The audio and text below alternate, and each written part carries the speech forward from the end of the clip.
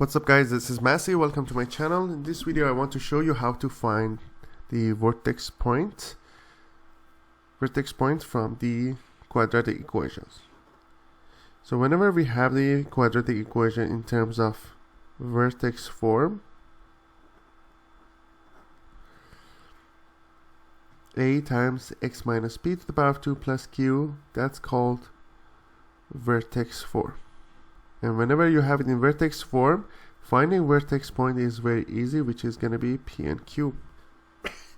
But in case if you have the quadratic equation in any other forms, you can convert it to the vertex point using the completing the square, which we had it different videos how to convert standard quadratic equations or factor quadratic equations into vertex equation. So we assume that we have the vertex equation and I want to find out the vertex point, so which is going to be p and q. So I'm going to give you different examples. 2 times x minus 3 to the power of 2 plus 2. The vertex point is going to be 3 and 2, positive 3 and 2.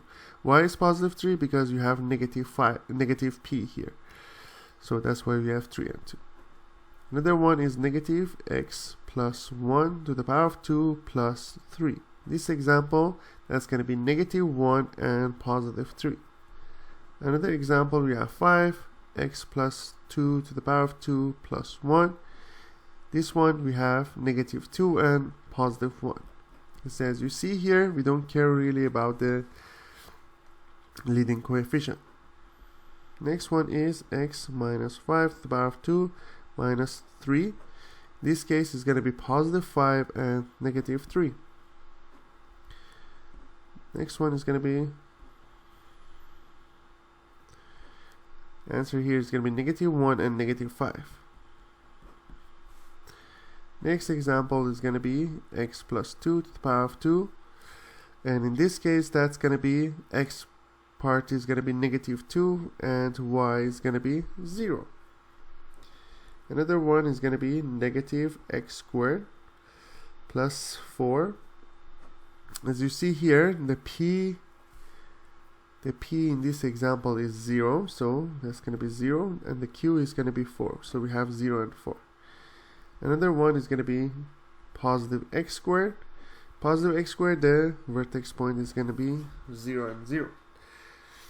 So as you see here, finding the vertex point is very easy to find from vertex formula or vertex form of quadratic equation.